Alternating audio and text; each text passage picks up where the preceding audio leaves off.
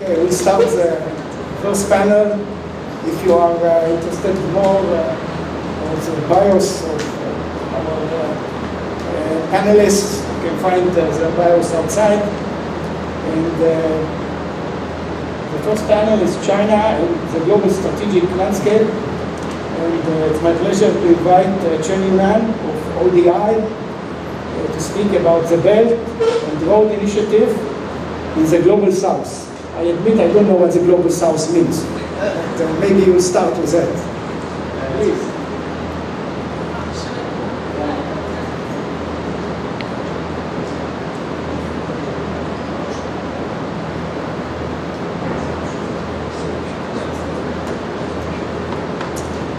Hi everyone, and it's a pleasure to be here. Thank you so much to Josh, Tuvia, and the whole team at Notre Dame and JISS for hosting this fantastic event.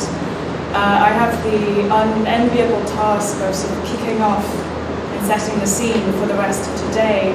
And perhaps, to start with and answering the question of what is the Global South, I don't have a good answer to this, frankly. The Global South is now what we use to refer to perhaps formerly what we would call developing countries or the Third World. But on the whole, this is something that encompasses the rest of the world that is not the advanced industrialized countries. China considers itself a Global South country, and this is, I think, key. And China considers itself a leader to the Global South. On the Belton Road Initiative in the Global South, the Belton Road Initiative may have started as a way to connect China and Western Europe to begin as a Eurasian project, but it has really become a Global South project. So I'll just start with that comment. But in my remarks today, I want to structure it around four things. The first, perhaps most importantly, is what is the Belton Road Initiative? Second is why and how the Belton Road Initiative really emerged. Third, I will then discuss a little bit on what I see as the impacts, or key impacts for the Global South, as we call it. And then fourth, maybe to just kick off some discussion on where we think it's going. So firstly, on what is the Belton Road Initiative. And just to preface this, that I don't perhaps share the background of many of you in that I come from a development studies background. My background is looking at Chinese development finance. So a lot of what I say will be colored by that perspective. So what do we know about the Belton Road Initiative? Well, this is something that's been a changing and a slippery concept over the last decade or so. In 2013, it was first announced by Xi Jinping on an official visit to Kazakhstan as the Silk Road Economic Belt. And really, it began as an extension of China's Go West strategy. This was a legacy initiative from the mid-2000s, which sought to promote or to perhaps impose development via connectivity, via infrastructure, via trade in China's poorer hinterland regions, in its real western regions, and to bring it up to catch up to the booming coastal east. And this was to create, let's say, a good neighborhood for development in China's west. And so this really started as something that was a Eurasian project, as I said, to connect China's west in Xinjiang, in Yunnan, Tibet, to China's western neighbors. Since then, it has evolved. We've seen the addition of a 21st century maritime Silk Road, which extended into Southeast Asia, expanding to East Africa. It became One Belt, One Road, or Yidaiyiwu, and it still remains that name in Chinese. But in its outward-facing vision, in its English name, it has become the Belton Road Initiative, and it has become the defining framework for China's overseas engagement and for China's overseas engagement with Global South countries. The Belton Road Initiative has become embedded into pretty much every aspect of China's discursive relations with developing countries. It has become part of the FOCAC arrangement in China's relations with Africa.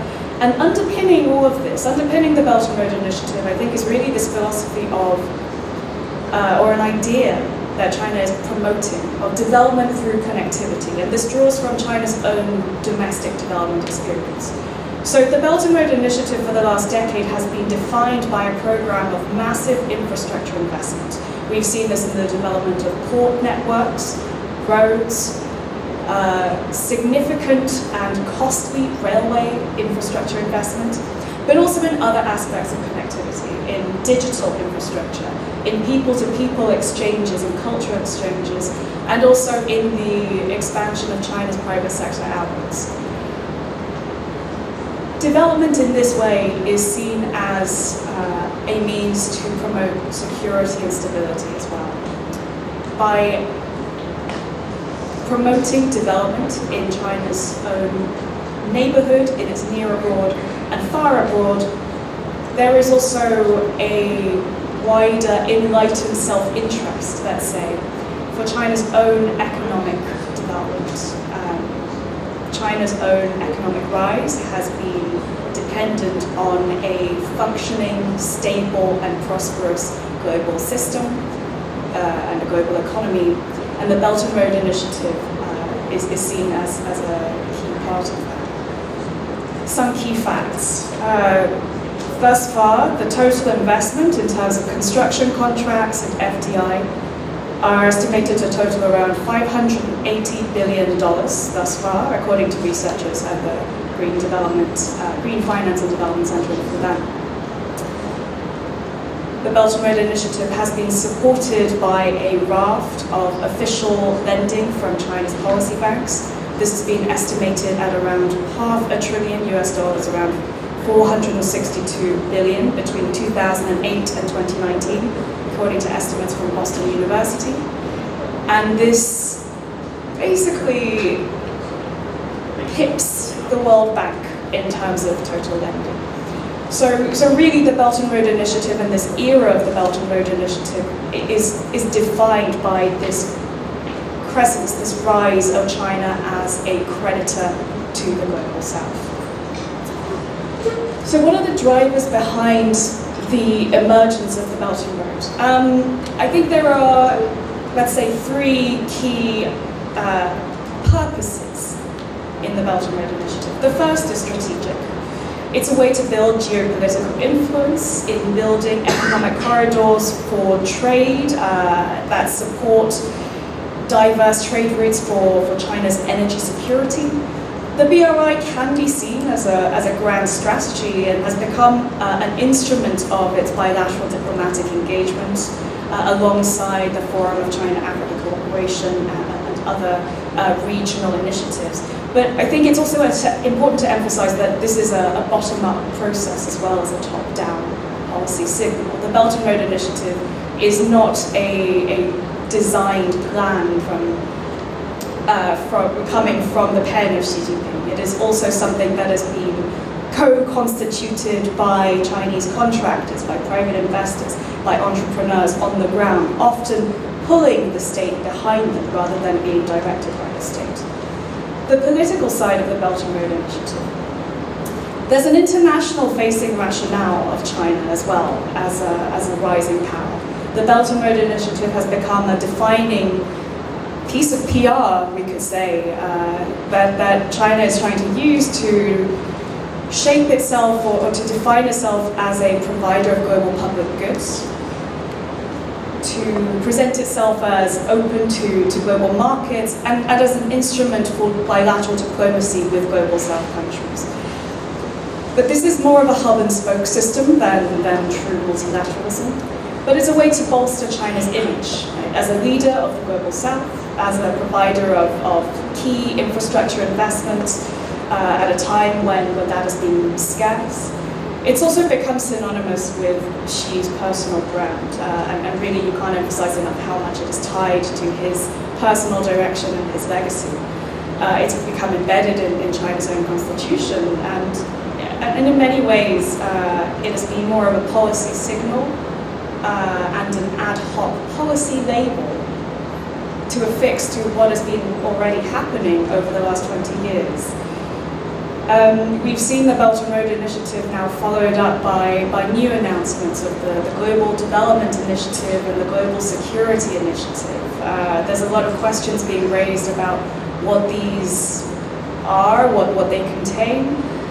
And it's interesting to consider, the Belt and Road Initiative when it started was similarly nebulous. It was something that was created as it went along.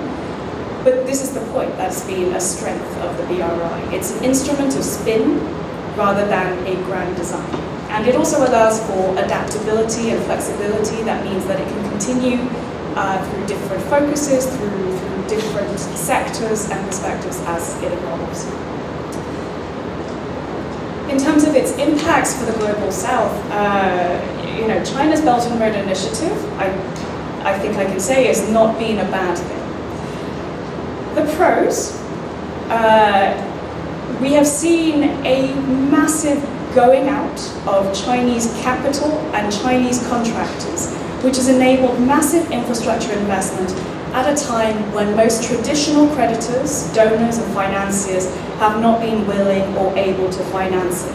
The Belt and Road Initiative really peaked in the early 2010s, where after the global financial crisis, the World Bank, most European donors, most private sector creditors from the global north had been severely hit economically, were not willing to invest in the risky markets or perceived risky markets of Africa, of the global south. Enter China. China's Belt and Road Initiative offers alternatives for global south countries, and it gave them the capacity and the space to set their own development agendas by leveraging Chinese investment and Chinese interest to pursue their own industrialization strategies. This has been very marked in countries such as Rwanda and Ethiopia that have really wholesale adopted the East Asian development model and borrowed a lot from the East Asian and Chinese development experience. And corresponding to that, massive infrastructure investment through using Chinese capital, Chinese technologies, and Chinese firms. Having those alternative sources of finance also gave Global South leaders a good amount of policy space, and this has been the other advantage. When you have alternatives on the table, it increases your bargaining power. So having China as a bargaining chip has been a useful political tool for Global South countries where over the last 30 years, basically since the end of the Cold War, there has only been one set of donors, that of the Washington Consensus, that of policy conditionality, whereas Chinese finance, Chinese loans, Chinese aid do not impose the same kinds of political conditionalities. Not all of this is not a plan, and of course I have to talk about the cons as well. This rise of the Belt and Road Initiative has also caused huge debt overhangs in many countries. The economic driver behind the Belt and Road Initiative has really primarily been domestic, right? It was a spatial fix for China's own domestic economic woes, particularly after 2008. The huge domestic economic stimulus that the Chinese government instituted after the global financial crisis led to significant overinvestment and overcapacity, especially in steel and key sectors, which pushed out Chinese firms, which pushed out Chinese capital, and pushed out Chinese policy banks to fund a lot of these projects. So for China, it's been a way to export its excess capacity and to promote its key strategic sectors. But a lot of that, let's say, has not necessarily paid off. A lot of these projects have been overambitious. We've seen significant controversy around key Belt and Road Initiative projects, for example, in the railway sector across East Africa. So the Belt and Road Initiative, I think, at least in its early period, really exemplifies a period of over-exuberance, perhaps, in China's going out machine. You have banks mandated to support domestic industries, to support domestic exports. You have Chinese contractors that are seeking commercial returns, seeking new markets and new commercial opportunities with the implicit backing of the Chinese state. And you have, on the other demand side, governments with huge infrastructure wish lists without, let's say, specific due diligence or sufficient consideration of the risks of some of these projects, because you want to get elected and the political cycle is short. The consequences we've seen in the last half-decade has been really an emerging debt crisis in the global south, and I think this has been one of the significant legacies of the Belgian Road Initiative. Debt service and debt restructuring is going to be a key area of tension and an issue for the global south in their relations with China in the years to come. We've seen in the post-COVID era already China move to joining multilateral debt initiatives, given the very systemic impact of COVID on a lot of these countries that have participated in the Belgian Road Initiative. And so this is already problematic, and we don't even need to call it debt trap diplomacy, which has been a rising hyperbole in describing China's lending overseas. But a lot of this I don't see as necessarily predatory. Perhaps it's a result of lack of oversight, certainly. Lack of due diligence, certainly. Misaligned incentives, certainly. The other cons of the BRI that we're going to see in the years to come is that there are also huge risks in accepting Chinese companies, Chinese technologies, and Chinese finance. One is that the Belt and Road Initiative, given its own motivation, its own driver to export Chinese firms and Chinese goods, means that Chinese companies have a strong incentive to keep a monopoly in key strategic sectors. So for global south countries that build a Chinese railway or bring in Chinese digital companies, there is a risk of over-dependence on these Chinese technologies and Chinese standards in key strategic infrastructures where perhaps domestic capacity is not sufficient to ensure autonomy. And using these Chinese goods and technologies also builds path-dependent effects, right? It's a way to embed a comparative advantage for Chinese firms in the years to come. There's also evidence that Chinese projects do contribute to governance issues and facilitates issues around local corruption. And that is in part because Chinese banks do not have the capacity or the current frameworks to enact due diligence like finances such as the World Bank would. To conclude, whether the Belt and Road Initiative going forward. So even prior to COVID, lending has been slowing down for a number of years. Since 2015, and particularly after 2017, we've seen a shift in China's domestic financial landscape. Policy banks and commercial banks have been facing greater scrutiny and tightening banking regulations. So I think it's very important to emphasize that the Belt and Road Initiative has been and will be continued to be shaped by China's domestic internal conditions. As China's economy boomed and grew, as did its overseas ambitions, now China is also facing increasing domestic headwinds in ensuring a post-COVID recovery, which becomes increasingly tenuous given the impact of COVID lockdowns, and this will also determine the shape of the Belt and Road Initiative to come. COVID has also stalled many projects and halted the plans of many others, and it's also, in the years to come, going to impact the ability of governments in the Global South to really borrow significantly from China and from elsewhere. There's also increased controversy and over the optics of lending. We've all heard the term around debt traps.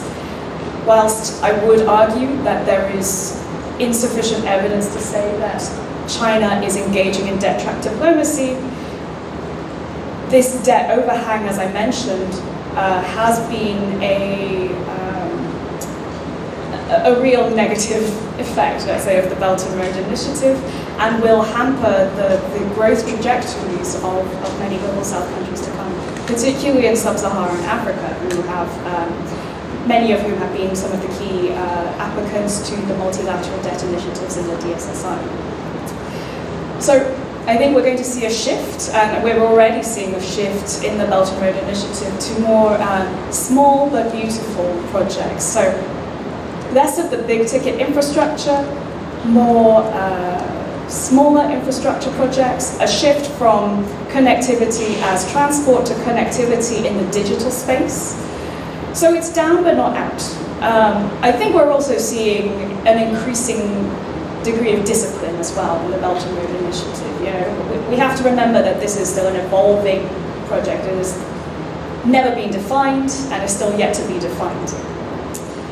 As the Belt and Road Initiative grows, green finance and green considerations are also going to become a growing factor in increasing the number of renewable projects, increasing in finance into climate-friendly and green projects. And to conclude, well, I'll conclude there. Yeah, thank you.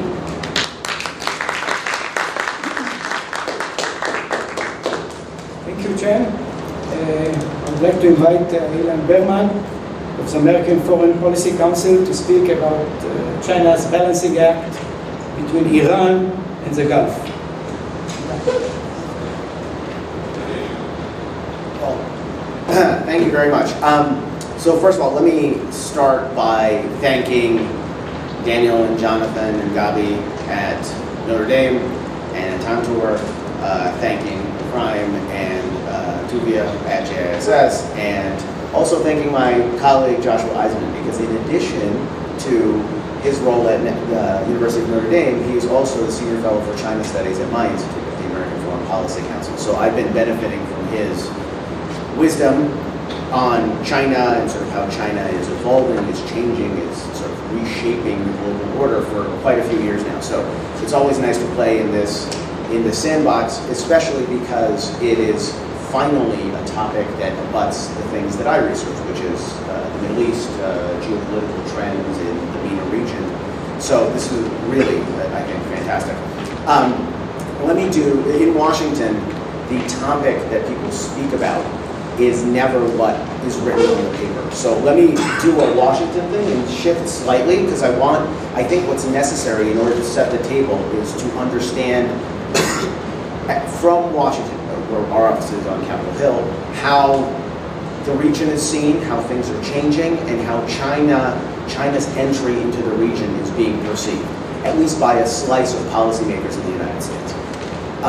So I just want to hit on a few. I want to stay at 60,000 feet. I want to hit on a few sort of big ticket macro items as a way of setting a table for what I hope is a very rich discussion. The first is that U.S. Middle East policy towards the greater Middle East is in the process of redefinition. And it's something that's been happening for a number of years now, but there's this great debate that's underway in the United States about the extent to which the U.S. can and should be involved in the Middle East, or whether it should turn its attention to other items. And this is driven by a number of factors. This is driven for example, by the decline of the Middle East as an energy source in importance for the United States. You saw a very steep incline in the Middle East's importance in the Cold War era, in the immediate aftermath of the Cold War era, as U.S. consumption increased. But over the last decade, you've seen what has colloquially come to be known as the U.S. energy revolution, which has fundamentally altered patterns of consumption in the United States. Now, there's nothing that's constant except death and taxes. So you're beginning to see this shifting a little bit. Part of it is political priorities in Washington. Part of it is the external shocks that are created by geopolitical events like the Russian invasion of Ukraine. But my sense is that the larger trajectory of U.S. energy consumption, U.S. energy policy is pretty much the same. It's pretty much on this process of disengagement from the Middle East, irrespective of what President Biden and the Saudi Crown Prince talk about in a couple of weeks when the president's in the region. I think the larger trend line is pretty clear, and it's one in which the Middle East is diminishing in importance in this context. The second trend line is that you're seeing a fundamental change in the nature of U.S. counterterrorism policy. We are 21 years after the events of September 11th, so you've had a generational change. I have a son who's a freshman in college. He was not alive during the events of September 11th. There's no reference frame for many of the people who are now part of the American young voter electorate, young voter cohort, in which there would be something that we experienced a generation ago, which is broad bipartisan support for a forward stance on what was then known as the global war on terror. There's increasing appetite to end what have come to be known as forever wars, which is why the Afghan withdrawal, which everybody in Washington, everybody here watched, and there's lots of things to say about it, there's lots of things to criticize, but the reality is that this was a priority of the Trump administration before it was a priority of the Biden administration, because all politics are local, and the American electorate is souring on this overseas engagement, overseas contingency operation mindset. And so you're seeing this declining appetite. And when you layer on top of that the political turmoil that we've seen domestically in the United States since the election of 2020, there is, I would argue, diminishing appetite for the type of broad counterterrorism policy that you saw in the region before. But I think, for my money, the most significant strategic development has been a shift in American focus. And I think it's exactly correct to call it a pivot, right? Because in the English language, a pivot connotes a turn away from something and a turn towards something.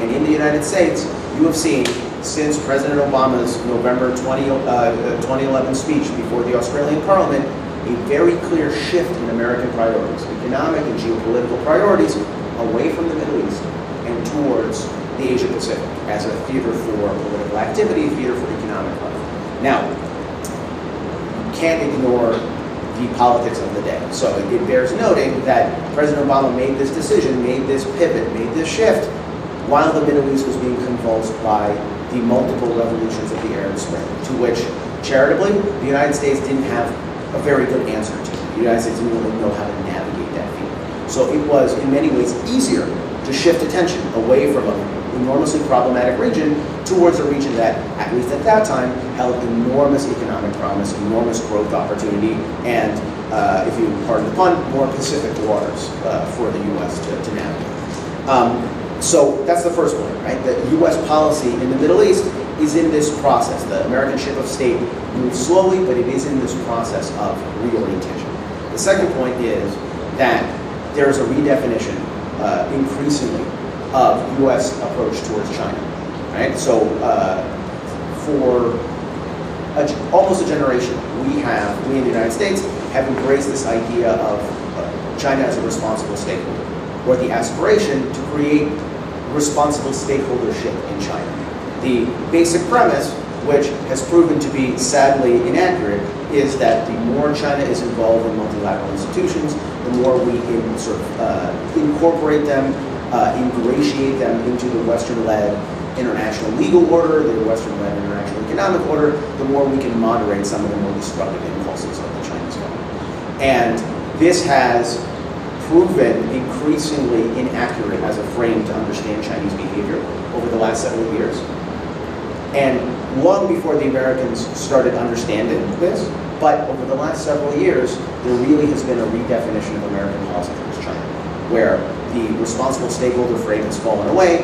We've moved towards, under the Trump administration, towards this idea of great power competition between the United States and China. Now we have a more nuanced view of managed competition, responsible competition under the Biden administration. We can talk about what all those nuances are, but the really interesting thing is that this competition now extends across multiple domains. It's technological, it's economic, but it really hasn't broadened to embrace the Middle East, right? And so this is where the nexus of the two things come in. America is turning away, and China is turning its attention to the Middle East.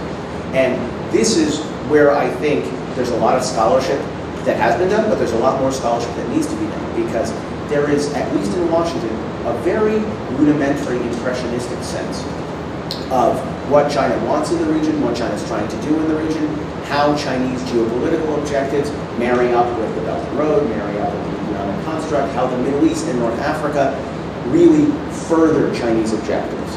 And so there is, for those of us that have spent time on this, have focused on this, there is a dawning understanding that China is trying to build what my colleague Mike Duran has called the Middle East Kingdom, right? China is trying to build, this is not just impressionistic Chinese engagement with different countries, this is a strategy, right? It may be a little bit too much to call it a grand strategy, but it's certainly a vision of how China wants to move around the region.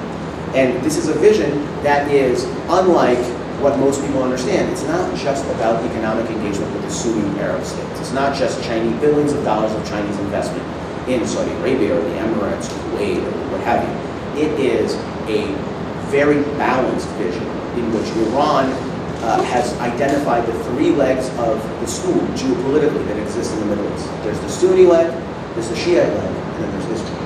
And the Chinese are advancing their objectives along all three fronts.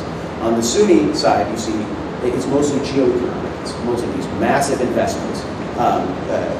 When it was tallied by a policy institute in Washington 2 years ago, at that time, just in terms of Belton Road Initiative related investments, China was estimated to have sunk more than $123 billion in the Middle East and North Africa, which the U.S. thinks about as a unit. That total is much larger now, just on the Belton Road, and that total is even larger when you start talking about non-Belton Road related initiatives. So China is here, China is moving around the region in very robust terms economically, and China's clout politically and persuasively is growing as America disengages, because there is a sense on the part of many countries in the Gulf that I visited that as America retracts over the horizon, they need a more stable, more immediate partner. And you see this in Saudi Arabia, you see this in the Emirates, you see this in Bahrain. And so there is this jockeying that's going on. On the Shiite side of the fence, Iran and China signed a 25-year strategic accord, right? As they call it, a comprehensive strategic partnership, valuated if it comes to pass, right? And that's an important caveat because it hasn't come to pass. But if it comes to pass, it's valuated at $400 billion. But I don't think it's going to come to pass. Eric is shaking his head. It's not going to come to pass. But I actually think that this is an important pact to understand in geostrategic terms, because timing is everything. The Iranians concluded this pact, which involves a very significant rollback of their national sovereignty at precisely the time when the Trump administration was applying maximum pressure. The Iranian economy and their revenue from oil sales was being curtailed very significantly. And the concessions that the Iranians agreed to, including the potential for the IRGC-N, the Iranian Revolutionary Guard Navy, and the People's Liberation Army Navy, to do joint maneuvers in the Sea of Oman, to base out of the port of Chabahar. All of this stuff is on the table. And it's on the table, you must understand, from an Iranian context in which at that time there was a beleaguered regime in Tehran that was willing to give away a portion of its autonomy to China in exchange for extended viability. Now, it's interesting, right? Geopolitics is a fickle thing because things are changing. And so Iran, economically, because of a rollback of American maximum pressure policy, is in much more stable economic footing. And as a result, the need for thoroughgoing Chinese penetration has diminished, at least somewhat, in Iran, at least for the moment.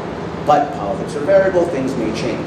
So it's necessary to point out that, at least strategically, the Chinese have planted a major flag in the southeast of Iran, right? In a port, they've planted a major flag in the Iranian telecom sector, etc.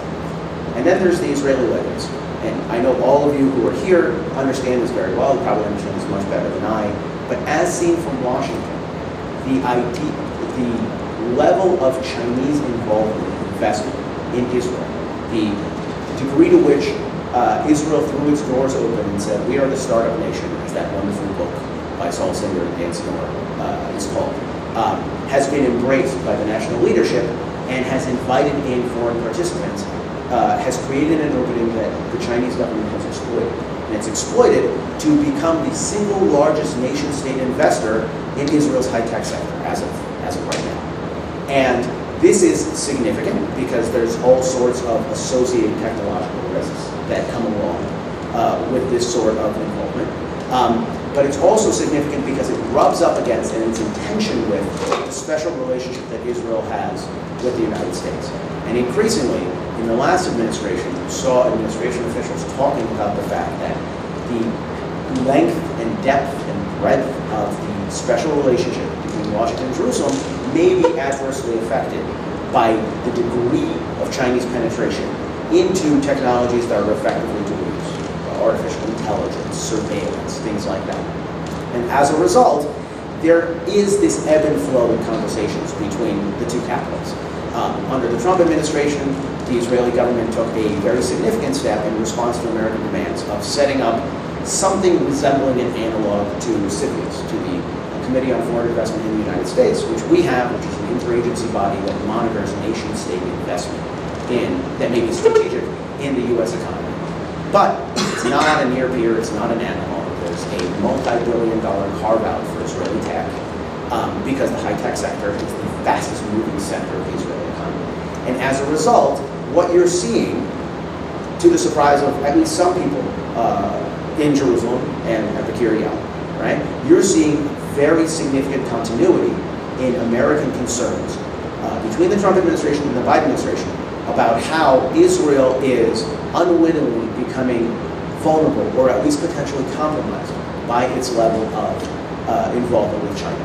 And this is, my sense is, this is a big conversation. This is increasingly a big conversation as U.S. and Israeli strategic interests diverge over things like Iran, over things like energy policy. This is going to become a very significant irritant potentially in the relationship. So where does that leave us, right? What you have is three takeaways, basically. First of all, through the pattern in which, well before Trump, through the pattern of the way in which China has made its investment, both on the Sunni side, on the Shiite side, and on the Jewish side, on the Israeli side, it is very clear that Beijing views these investments in geopolitical terms. Right? We've heard a lot about Belton as a geoeconomic construct, and about there's obviously that component. But in the context of realigning the Middle East into an environment that is more conducive to Chinese strategic priorities, it's very clear that Beijing is applying this through a geopolitical frame as a means to displace the United States as the partner of choice for at least some countries in the region. Right? This is as we Americans call it, this is a Hail Mary pass. This is something that the Chinese are doing. Small chance of success, but you are already beginning to see the reorientation in some parts, certainly of the African continent, with regard to how they think about the United States. And so you have to understand that these investments are, at the very least, dual use. But more and more, as you move from sub-Saharan Africa to North Africa to the Levant to the Gulf, these are seen increasingly in geostrategic terms. The second is that China has very adroitly used its investments on both the Sunni side and the Shiite side of the Muslim world to squelch Muslim criticism of what it's doing at home. with regard to its Uyghur Muslim minority. And you're beginning, the silence, right, as seen from Washington, the silence is deafening. And it creates a policy dilemma, not only for the United States, but it creates a policy dilemma for Israel as well. Because more than any other country, Israel knows what it means to say never again. But Israel can't be more Muslim than the Muslim world. And so when you don't see criticism of Chinese repressive practices, which multiple American administrations, Republican and Democrat, have confirmed is a genocide, you have a real dilemma. What the Chinese are learning is a very dangerous lesson. The lesson is that you can silence through investments. And this is something that I think is not a moderating influence on Chinese thinking, and it's something that you're likely to see accelerate over time as the Chinese economy cools, as there's increasing international scrutiny over the Xinjiang genocide, right? This is something that they're going to wield as a geopolitical threat. And the third priority, and I'm trying to tee up David's presentation because I know he's going to talk at least a little bit about tech, is the degree to which the Belton Road has become a conveyor for repressive Chinese technology, right? And I think this is hugely significant because China has built a very robust self-censorship mechanism animated by high technology, animated by artificial intelligence, by facial recognition. For those of you that have read it, there's this fantastic expose in the New York Times about the scope and breadth of the Chinese surveillance state. This is a real thing, and increasingly we're seeing these technologies migrate along the Belton Road to at least somewhat receptive governments in the Middle East and North Africa, and deeper into Africa.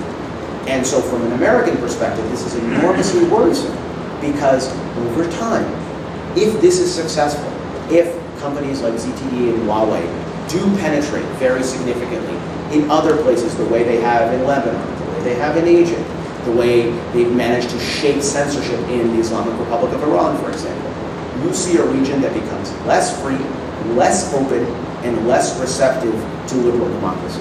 And this is a region where the US is going to have more trouble moving around half a decade from now than we do currently. So I'm going to stop there. Hopefully that sparked a bit of thought, and I am under my time.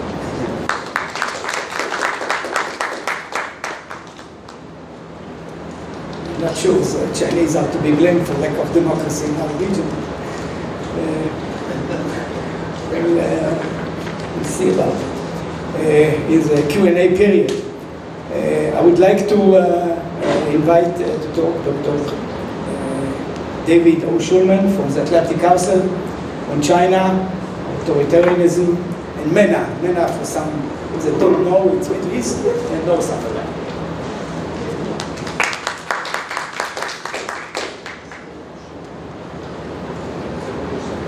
Well, thank you for the introduction and for that question about to what extent is China responsible for authoritarianism in the Middle East, and I'll kind of get into that a little bit in this presentation, and I will, unlike Ilan, kind of stick to what I was told to do because I'm that kind of person, despite the mores of Washington. So I want to thank JASS and Notre Dame for having me and for putting on this great conference. I want to thank my friend Dr. Joshua Eisenman for having me, who's a partner with me in what we're doing between Notre Dame and the Atlantic Council on looking at China and the Global South.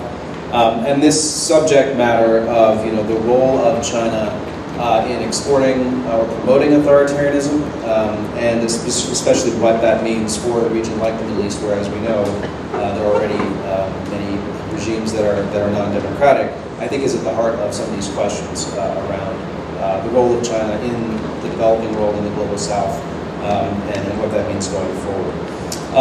So what I want to do in my brief remarks here is to kind of touch on that broader question of China's promotion of authoritarianism, and then relate it directly to questions around the Middle East, and then come back around at the end a little bit to throw out some questions about what this means for U.S. policy, which perhaps we can get into in more depth in the discussion. So first, I think it's important to lay out what China's promotion or support for authoritarianism globally is not, right? It's not an evangelical mission to create little mini Chinese communist parties all around the world. It's not a desire to set up a new Comintern. China and Chinese leaders believe that the Marxist-Leninist system that they have, or they believe that they have, inside China is specific to the conditions of China's system, Chinese socialism and Chinese mode of development, right?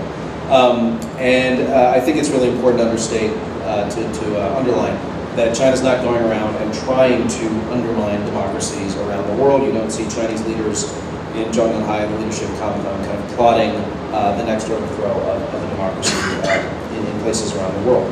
That all said, I think there is definitely a case to be made for the fact that China, by dint of the way it's engaging around the world, its rhetoric, and its actions at the international and country level, is having an effect where it's undermining democratic principles and institutions around the world to the detriment of individual rights and freedoms. So how has this happened? So I think first, at the kind of broad level, we do see from the Chinese leadership, from officials throughout the system, a much more willing approach now to advocating for China's authoritarian system of governance, and for making the case essentially that, for many decades we've assumed that democracy is the best and perhaps only way of achieving development and achieving prosperity, and China says, look at us, look at what we've achieved, we're now the second biggest economy in the world. And we did that through our own way. We didn't take lecturing from the United States and from the developed democracies.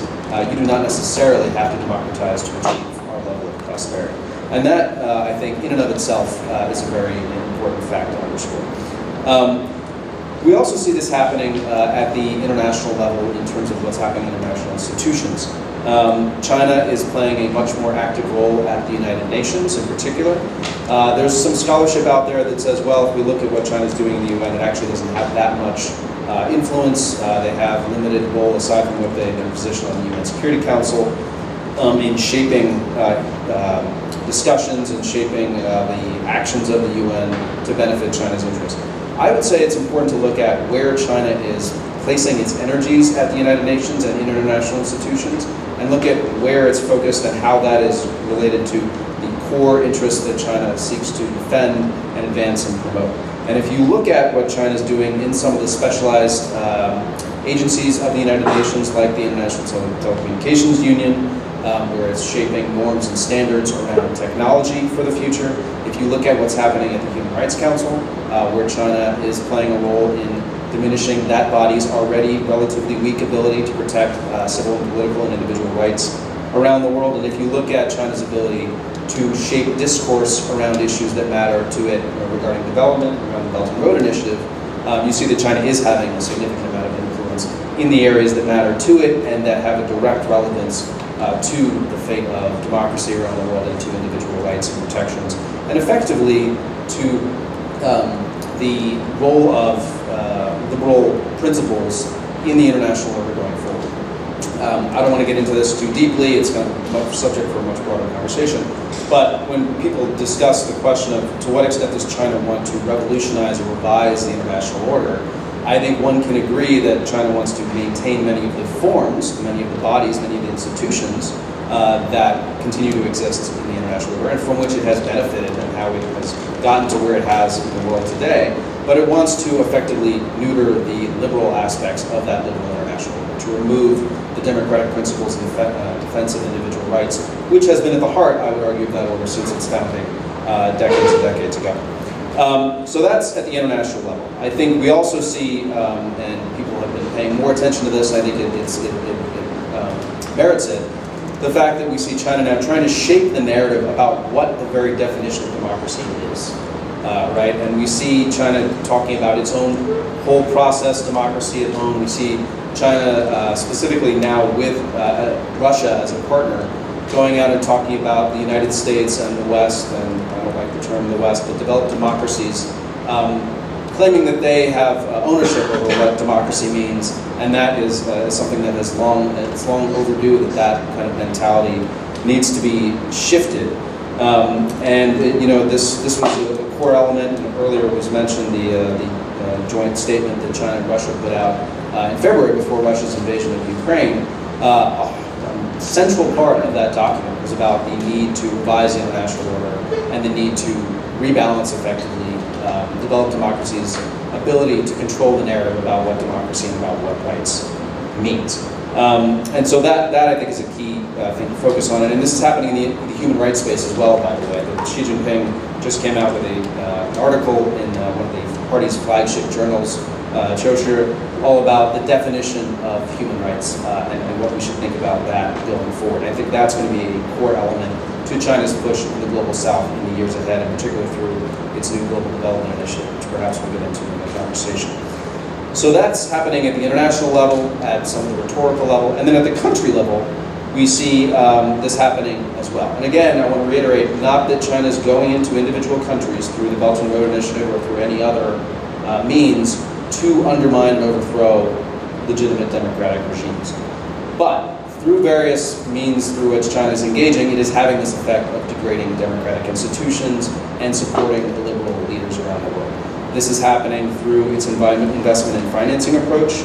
I agree completely with Ms. Chen's analysis of the Belgian Road Initiative, what the drivers are, the pullback that we're seeing. But I think it's also important to underscore that despite the fact there's not necessarily a drive to debt trap countries, to seize their strategic assets, this kind of, I think, straw man argument that has been made now for a few years about, well, the Belt and Road Initiative is not about doing that, therefore we don't need to necessarily worry about what the Belt and Road Initiative means for democratic countries around the world.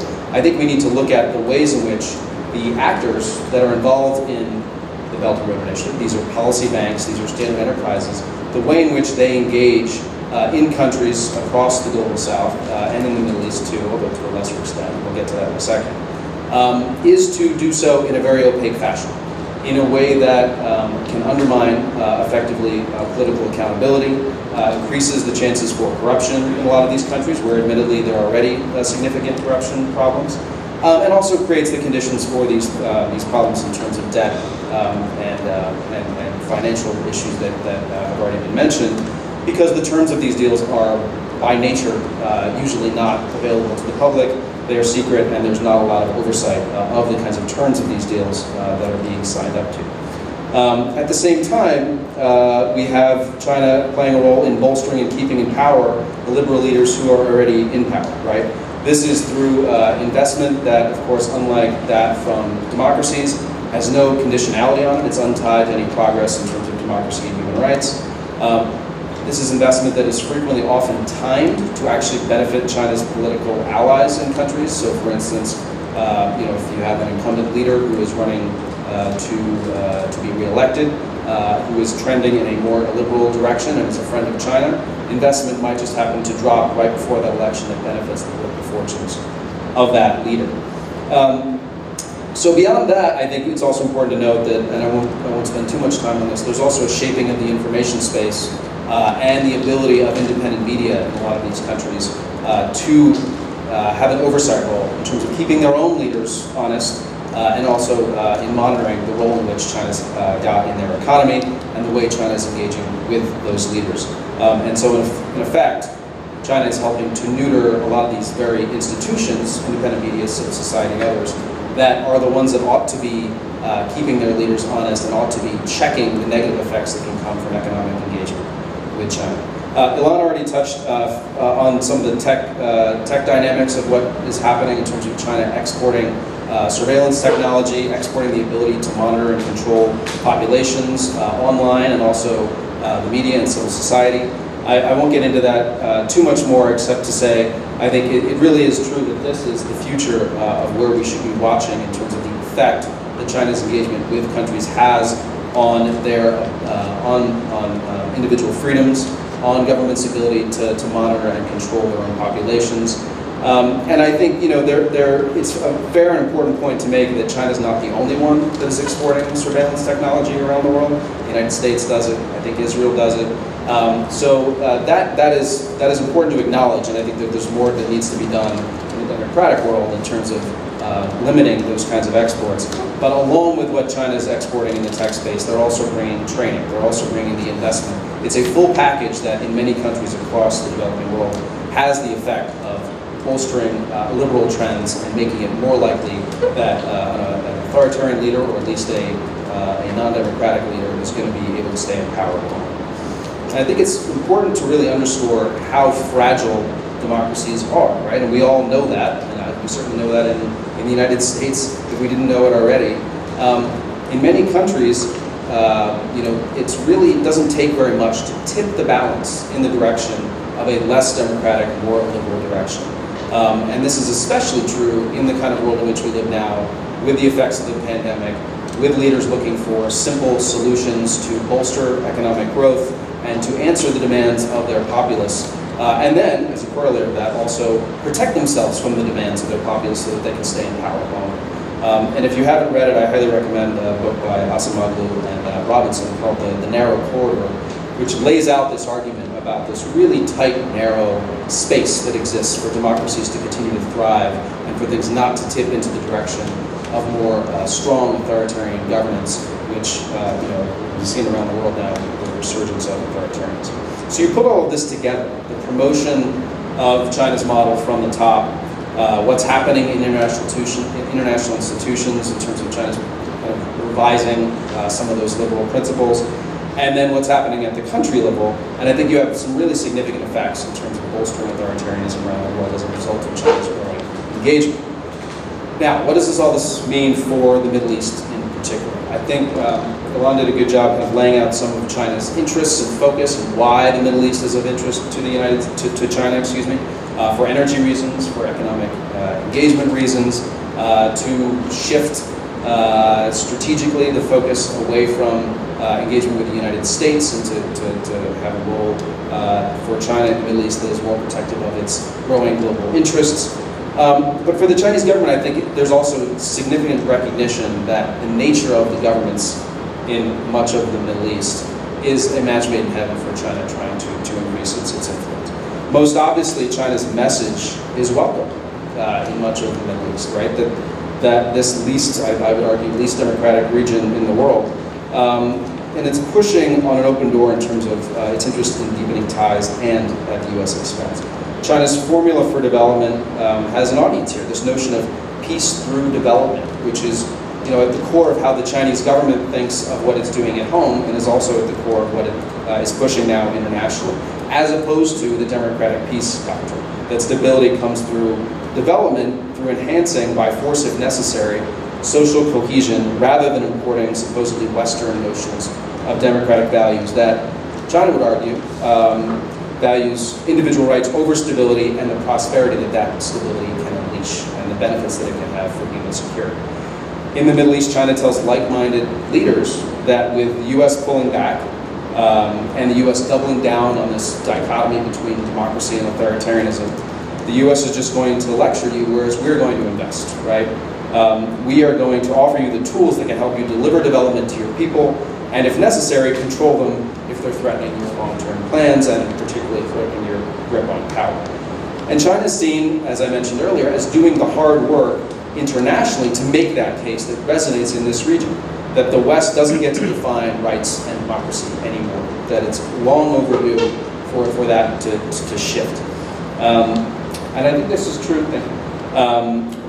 Regardless of the nature of the regimes we're talking about, the non-democratic regimes we're talking about in the Middle East, whether they're nationalist Republican or monarchies or Islamist, despite these differences, I think they all see China's opening of a debate around democracy and human rights and Washington's tendency to deploy those things, as China would sell it, as a fig leaf to achieve political ends, or strategic ends, as long overdue. I think it's also important to note the issue of timing. The Arab Spring has already been mentioned. We've seen, of course, resurgent authoritarianism in the Middle East since the Arab Spring. And at the same time, we've had the incredible rise of China as a challenger for global leadership, really since 2010, 2011. And China's role as a non-democratic model has started to gel, I think, in the Middle East. Arguably supercharging, and I think we can have a debate about this, maybe we can discuss it, supercharging already local moves towards hardened autocratic systems. So as we see in Egypt, for example, China is increasingly an important economic player. President al-Sisi has aggressively promoted a centralized development model that's based on the enhanced role of the state, economic-focused explanations of human rights, and the justification, of course, of draconian measures against dissent as necessary for national security. A lot of that sounds very similar to what China's saying. Now, does that mean that's what's driving what LCC is doing? No. But I think that there's a lot of similarities there that have really gelled in the last decade. And of course, and Elon already mentioned this, in Egypt, as with a lot of the Gulf monarchies, one of the main pillars of cooperation with China is this notion of non-interference in each other's affairs, supporting each other's internal measures no matter the regime type or the regime's actions to safeguard stability. And this has most clearly and disturbingly been reflected in the Muslim states of the Middle East, unwillingness to come out against what's happening in Xinjiang, to come out against the genocide of Uyghur Muslims there. And I think the interest in it, I think it's partly Muslim majority states not wanting to risk their relations with China and the effects of investment. I think it's also a shared opposition to any political expression of Islam in these governments, right? And I think that similarity is also something that we should pay attention to. Lastly on this, I think for China's success in the Middle East, in tackling problems and in developing through models that look more like its own, have the potential to pay dividends beyond the region. I think it's a good way to show the legitimacy of China's own non-democratic system, which is essential to clearing the path for China to become really at the center of global governance internationally. And in this most volatile of regions in the Middle East, one where the United States has tried and failed repeatedly to find solutions and lasting peace, to prove that development leads to peace and security, stability, and human progress over what they would see as obsession with democracy and individual rights, would be, I think, a major feather in validating China's own system and its pretensions to global leadership. So finally, I know I'm almost out of time, but I think all of this leads us to some fundamental questions about U.S. policy in the Middle East. It's already been mentioned that things don't seem to be headed exactly in the right direction necessarily there. And as we've heard, China's deepening ties in the region, the sense that the U.S. is disengaging or pivoting away, U.S. efforts to pressure countries on issues such as Huawei building their 5G infrastructure, having not been successful. It does not look like U.S. policy in the Middle East, vis-a-vis China in particular, is having a lot of success. So I think this leads us, at this moment when the Biden administration is focused on the democracy versus authoritarianism paradigm, so I think we need to legitimately ask the question, should Washington risk alienating this region further with an overtly ideological construct such as this that enables China to portray itself as the more reliable, supportive, like-minded partner, pushing countries potentially even more toward China. And then the even broader question of should we more broadly kind of abandon the effort to frame America's strategic competition with China and Russia as an ideological context. I don't have the answer. I think it's something we should discuss, but I will say I wouldn't go quite that far to say that that there should be no values-driven argument that's the core of U.S. foreign policy, particularly in this region. I think it continues to be a core element to not just citizens in these countries looking to the United States and looking to other developed democracies for hope at a moment when authoritarianism and repression is only growing. But I think it also, I'll very much align myself with those who say that to support our values and democracy aligns with our interests, right? And I think that continues to be true. And as I've demonstrated, this is not a one-sided conversation. The U.S. and our allies are not the only parties making this an ideological struggle, despite China's claims that we are the ones starting a new Cold War and making this ideological. China is very much pushing its model, and we must make the argument for why democracy and universal human rights continue to matter. But I do think that perhaps toning down the rhetoric, making it less a black and white type of conversation, and as has been already mentioned, more engagement from the U.S. and from our allies in the region, more alternatives to offer these countries so that they're less dependent on China for their development needs, and to address them where they are, right, and to address the things that matter, not just to the regimes in the Middle East, but also to the people in the Middle East, I think is more the solution that we should be going towards. So I'll stop there and look forward to the discussion. Thank you. Thank you, David. We have some time to probe our panelists, and we're opening for questions. Please. I have a question. Introduce yourself. Okay, my name is Eric Olander from the China Global South Project. I live in Vietnam, so I live in the Global South, in Southeast Asia. Wendy Sherman, the #2 diplomat of the United States, was just in town last week. This is a recipe for disaster. Well, and I want to address David and Elon's point on American principles versus interests. Wendy Sherman came to Vietnam and spoke glowingly of the Vietnamese government. The Vietnamese government is an authoritarian, totalitarian government that has equally oppressive human rights as China does. She said the same thing in Laos, and she said the same thing in the Philippines. You mentioned Egypt. We give $2 billion a year to Egypt. Egypt paid no consequence for their human rights abuses. Same in the Gulf, and now our president is going to Saudi Arabia on bended knee for more oil, and he will not take any price to pay for the crown prince. So my question is, one of the things that I hear in Southeast Asia is that the United States has very selective outrage on human rights and authoritarianism. When it suits their interests, Wendy Sherman will come and praise you. When you are in a relevant country, you get a lecture. And so I see everything you're saying, but I don't see a consistency, and a lot of people in the Global South also don't see a consistency. So I just would like to hear, to see if you could address some of those inconsistencies, because that's what's really slowing down American policy of attraction, and why in the Xinjiang letter last week, again, not a single Muslim majority country. And it's not just because of investment either signed on those letters. Okay. So, thanks for that. No, and as they say, consistency is the hobgoblin of small minds. So, so you're absolutely right to point out the sort of the incoherence. A few things here, just by way of trying to organize some scattered thoughts. So first of all, right, Efraim, to your point, China is certainly not responsible for authoritarianism in the Middle East.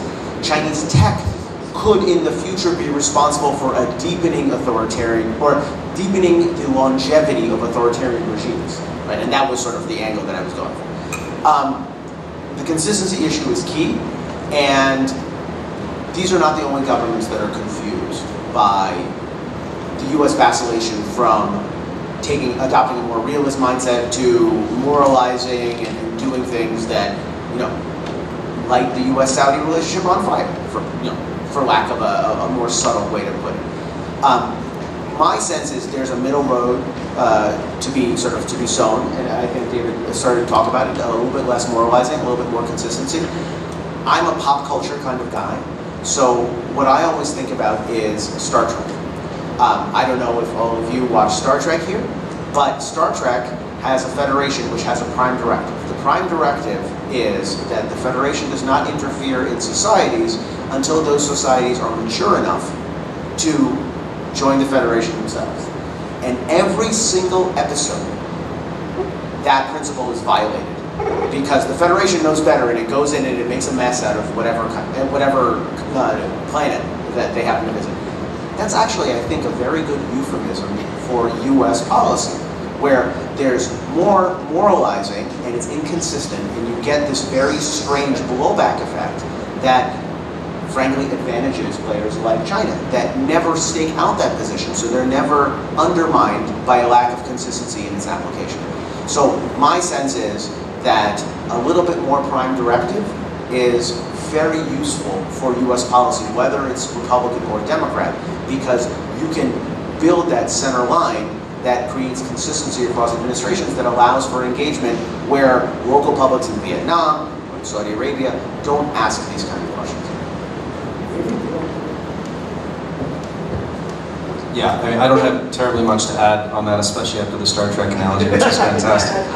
I think, this is a question that's not a new one, right? I mean, it's one that we faced in the Cold War, it's one that we'll continue to face, and it's one that's at the heart of, the issue around how democracies like the United States and Israel and others that have interests, how do you reconcile those? And I think with China becoming clearly the strategic rival and competitor for the coming decades for the United States, it's only going to be natural that we want to have good relationships with countries that are also, particularly in Asia, like Vietnam, which has, as you know, many more years of experience with China as an aggressor than almost anyone. I think that's going to be something that is going to be natural. There's going to be a partnership there in dealing with some of these questions around China's aggression in the region. I personally think that does not mean that with a country like Vietnam, and I've been in the room with with State Department and others where there's been these meetings around human rights with Vietnam. It happens, right? We're talking to them about it wasn't recently, but I assume that's continuing to happen.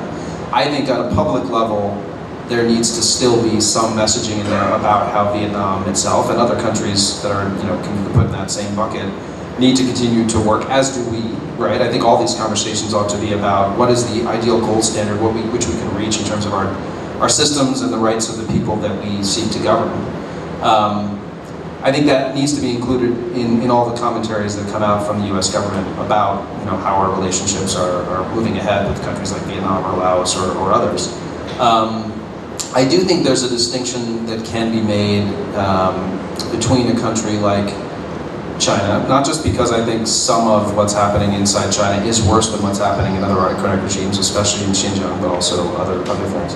But I think you can also point to the effect, as I kind of was touching on a little bit in my comments, that China's engagement is having in denigrating rights and democratic institutions around the world, right? And reaching out to open societies and trying to stifle free speech there. And so I think that if we need to make a distinction about why we're taking a slightly different tack on China, not just because it is the strategic rival for the next many decades, but because I think that for many years there was an assumption, well, what happens in China stays in China, right? Oh, that's terrible for the Chinese people, what's happening there. But we need to be very realist about this. We need to engage with China as a kind of country player. But what China's doing now globally is having an effect in reaching in and affecting the institutions and the people of countries around the world in a way that the actions of a Singapore or a Vietnam or a Laos certainly are not. And I think that that's a distinction that potentially can be made. But I mean, it's a very good question. It's the conundrum, and I think especially in Asia, when we talk about our engagement with not just Vietnam but Thailand, but with Burma, with all these countries that are really central to this question of, is China going to become the preeminent dominant player in Asia, and how do we balance pushing back on some of that and protecting U.S. and allied interests, while at the same time staying true to our values. It's going to be the question for many years. Please. Introduce yourself. Thank you very much. My name is Keough. I teach Israeli foreign policy in Delhi. And I really enjoyed the conversation. I have a question to Mr. Berman. What about the Abraham Accords and the American engagement with the Middle East Quad? I mean, there's I2 and U2, and India is part of it. As an Indian, I see it a greater, let's say, effort by America to do something in the Middle East and not leave an empty ground for China to enter. Just a comment to what Dr. Shulman said and what you said. I think euphemisms don't work for the people who have been wronged in the Global South. And I think Yunan's point about Global South having an alternative is, I think, a very important development. What happened to Bangladesh and the genocide that America completely denied is something, a very recent history. I think that has to be recognized. And I think I agree with your point that consistency might not be human. Okay, the other question to Yunan then. What do you think happened in Sri Lanka lately? Is there a crisis that BRI legacy can be connected there? And maybe Laos too.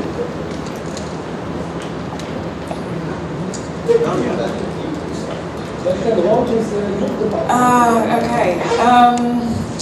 So I would, on the Sri Lanka case, I would direct you to read works by, there are many other scholars who have really dug into this. My PhD supervisor, Deborah Brautigan, is one who's published extensively on this question of what happened to the Hanban Tota port, And you know, what exactly has been the involvement of Chinese lending and Chinese companies in Sri Lanka's debt crisis? I mean,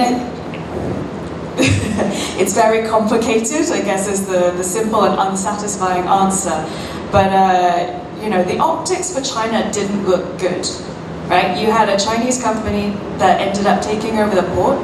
The company, the country has borrowed extensively from Chinese sources, but Sri Lanka's debt issues don't come from China. And I think this is also the problem for many other global south countries now, such as Zambia,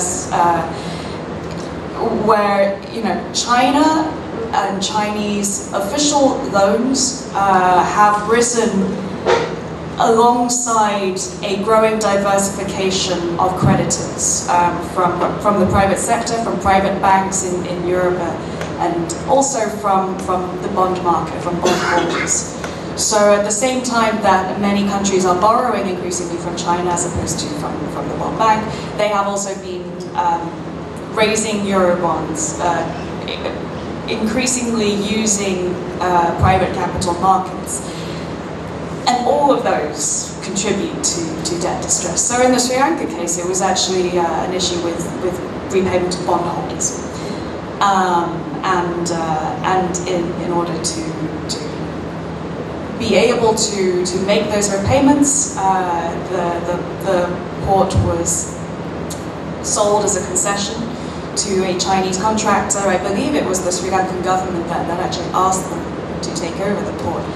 But the optics look bad for China. And I think because of the Sri Lankan case, it's actually made any kind of debt restructuring just a lot more sensitive for Chinese actors elsewhere.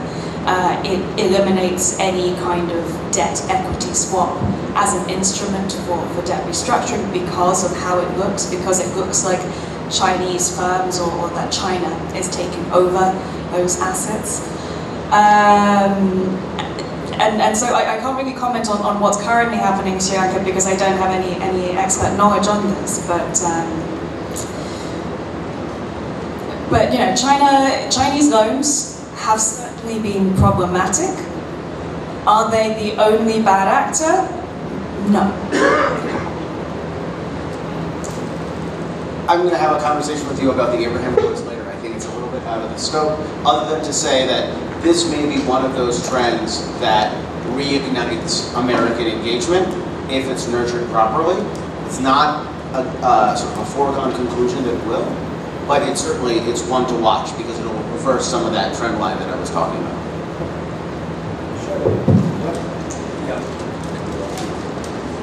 I'm Charles Valley from the Policy Institute. Sir, can you Take the mic. So that way I'll be on the recording. Okay. I'm Sharon Wald from the Jewish People Policy Institute in Jerusalem. I will speak this afternoon about the China-Israel relationship, but I was very uncomfortable with two things I heard this morning. I want to get this over with so that I'm not angry this afternoon. The first is the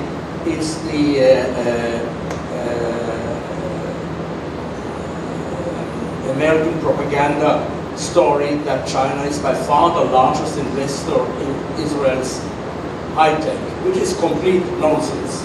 With billions of dollars flowing from America into our high-tech, how can we say such nonsense? Thank God, thank you to America, billions of dollars. The figures I have, and I will check them now if you want, I will check them over to give you the exact figures. China's investments have plateaued a few years ago, they're going down now. The Chinese are not willing to submit themselves to these checks, etc. So there are fewer and fewer Chinese investments. The last thing I heard from our foreign ministry is that Japan's investments in Israel high-tech is now equal to that of China. So don't exaggerate, you know. Second issue that made me angry is the repeated mention of genocide. The few days, take it easy, don't be too angry. No, I know what genocide is, I'm living on genocide. I get the pension from Germany, I get the pension from Israel. So don't tell me this is genocide that's happening, you know. I'm convinced that what's happening in Xinjiang is not very nice. All authoritarian governments treat cruelly with minorities that challenge their integrity. China is not worse. It's not much better. Maybe it's a little bit worse, but that's not easy. A few days ago, was a week ago, that the UN again censored China for its treatment of the Uyghurs. You remember this? The word genocide is missing. Israel for the second time voted for. They leave it for Israel, right? The UN leaves this word for Israel. No, yeah, okay. I'm convinced that Israel has told the United States if that declaration again uses the word genocide, Israel will vote against. And that's why the US has taken it out. We don't have that vote anymore. I don't want to go on about genocide, but You have a question, Sharon? No. Questions is after. Okay. May I have a quick follow-up? Do you want to respond? Yeah. Okay. So a couple of things, because I think this is great. I'm delighted to hear that China is not the foremost nation-state investor in Israel, and that these patterns are beginning to shift. I worry about the level, comparing sort of apples and saying that the Japanese are equal as a way of ignoring or glossing over the problematic aspects of the level of Chinese investment that you have, right? Because even if China was the 54th nation-state investor in Israel, there would still be problematic aspects that this whole panel has talked about that are associated with Chinese behavior. So I think that's a little bit of a straw man argument. On the genocide issue, excuse me, right? I'm a lawyer. I'm a recovering lawyer. It's a lifelong process. But under the 1948 Genocide Convention, the definition of genocide is the willful intent to eliminate, in whole or in part, a specific ethnic, confessional, or I forget what the other word is, group based upon a number of enumerated things. Religion is one of them, right?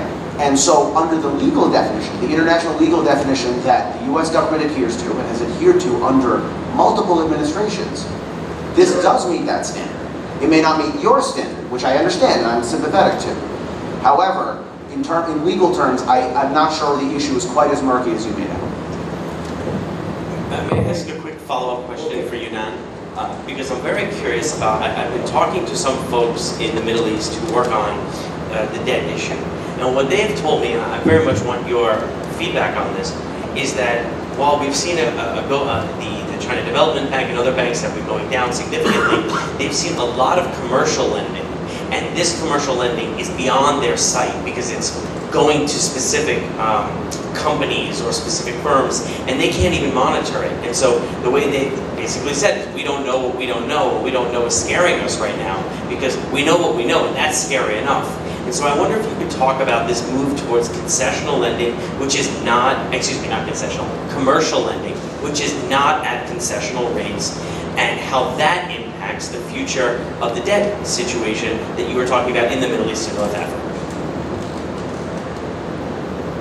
And the rest of Africa. Sure,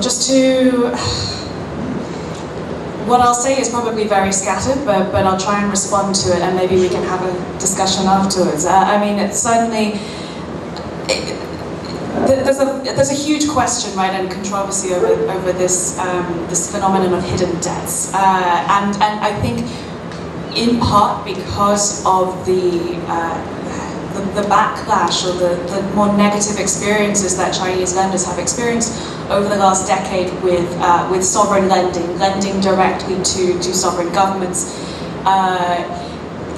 This has prompted an evolution in the type of finance that we're going to see in terms of investment. So the 2000s, 2010s was really defined by this growth of policy bank lending. Some of it was concessional from China Exim Bank. A lot of it was on commercial terms. Official lending, depending on whether or not you see China Development Bank as a commercial bank or a policy bank. But a lot of these have as we've discussed, triggered a lot of problems when sovereign governments can't repay the loans. So a lot of these are government to government, right, official loans. In response, I think there is a growing trend of, rather than export buyers credits, we're using export sellers credits. There's also simultaneously been a growing rise from Chinese commercial banks overseas. I really don't know enough about that in the Middle East, and so definitely want to discuss it with you. But my impression is that also when commercial banks go overseas for investment, they also need insurance underwriting, especially in high-risk territories. And that usually requires some kind of state backing from Sino-Shore. And this has become also increasingly problematic. The ability or willingness of Sino-Shore to underwrite a lot of these political risks has also been in decline in recent years. So I don't know is the answer on the commercial side, but definitely there is going to be a shift from official to commercial in the years to come.